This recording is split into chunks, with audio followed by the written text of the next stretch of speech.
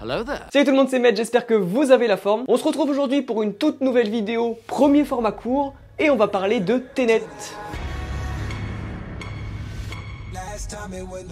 Tenet est donc le nouveau film réalisé par Christopher Nolan, et ça met en scène l'excellent John David Washington dans le rôle du protagoniste, mais aussi Robert Pattinson dans le rôle de Neil, Kenneth Branagh dans le rôle de Sator, Elizabeth Debicki dans le rôle de Catherine, et enfin Dimple Kapadia dans le rôle de Suzanne. Ah oui, on a aussi Michael Caine, Aaron Tyler Johnson et Clémence Poésy, mais on s'en fout, ils sont juste là pour la figuration. Dans les grandes lignes, Tenet, ça va raconter l'histoire d'un homme déclaré mort au début du film, et cet homme va tenter de démanteler un réseau terroriste, dont Sator est le leader, et tout ça afin d'empêcher la troisième guerre mondiale dite temporelle. Alors avant de vous donner mon avis, il faut que vous sachiez dans quel contexte j'ai vu le film, et surtout à quel film je m'attendais. Je m'attendais à quelque chose tout simplement dans la continuité de Dunkerque, c'est-à-dire à un film qui serait très centré sur son concept plutôt que sur scénario. Puis je vais pas y arriver. Et non sur son scénario. Putain, c'est pas compliqué. C'est-à-dire un film qui serait centré sur son concept et non sur son scénario ou même ses personnages. Du moins, c'est ce que la bande-annonce me laissait croire.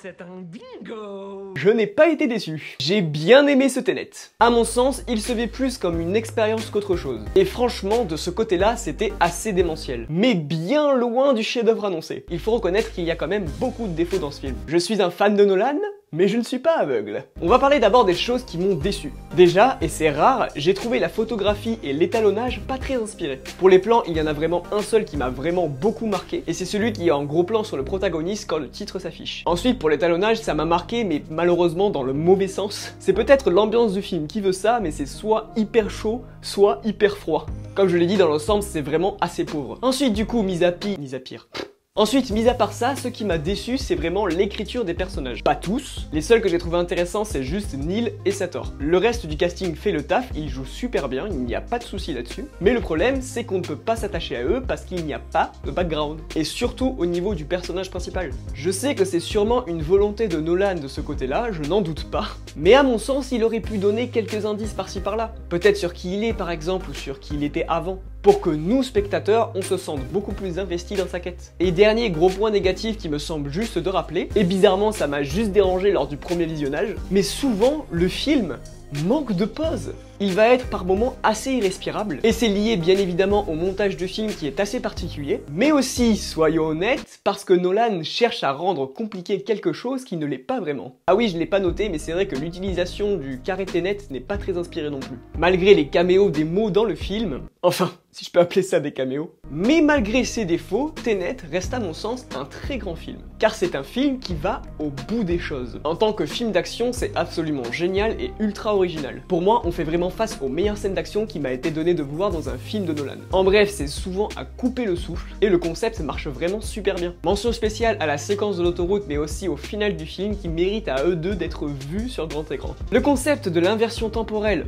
parlons-en, j'ai trouvé ça absolument génial! Justement, c'est ce concept qui pour moi a rendu le film ultra prenant. Ce qui est vraiment cool aussi, et ça comme dans la plupart des films de Nolan, c'est que le film a limité l'utilisation d'effets numériques pour rendre le film encore plus impressionnant. Et ça marche, encore une fois, ultra bien. Par exemple, si vous ne le saviez pas, le 747 qui explose dans le hangar à peu près à la moitié du film, eh ben ils l'ont vraiment fait exploser. Zéro effet spéciaux. Comme je le disais tout à l'heure, seuls les personnages de Neil et de Sator ont piqué ma curiosité. À mon sens, à travers ces deux personnages, Nolan a réussi à trouver une vraie justesse d'écriture. C'est ces deux-là qui vont avoir le plus de liens avec l'inversion temporelle, et les acteurs jouent vraiment extrêmement bien. Même Kenneth Branagh, à ma grande surprise. Robert Pattinson est certes la révélation du film, mais Branagh est tout autant exceptionnel. Derrière ce russe ultra cliché, se cache un personnage, à mon sens encore une fois, beaucoup plus profond qui ne le laisse penser. Pour finir, je vais conclure sur la musique de Ludwig Göransson, qui à mon sens est génial. Et grâce à ses notes très métalliques et très électro, il va donner au film plus de tension quand il en a besoin. Pour conclure, j'ai beaucoup aimé Tenet. Ce n'est pas pour autant que j'en oublie ses défauts, mais à mon sens, ça reste un très grand film signé Christopher Nolan. Entre excitation et frustration, Tenet m'aura fait voyager, vibrer et réagir. Si j'aime autant les films de Nolan, c'est parce qu'il y a toujours matière à réflexion et matière à débattre, et je trouve ça fascinant.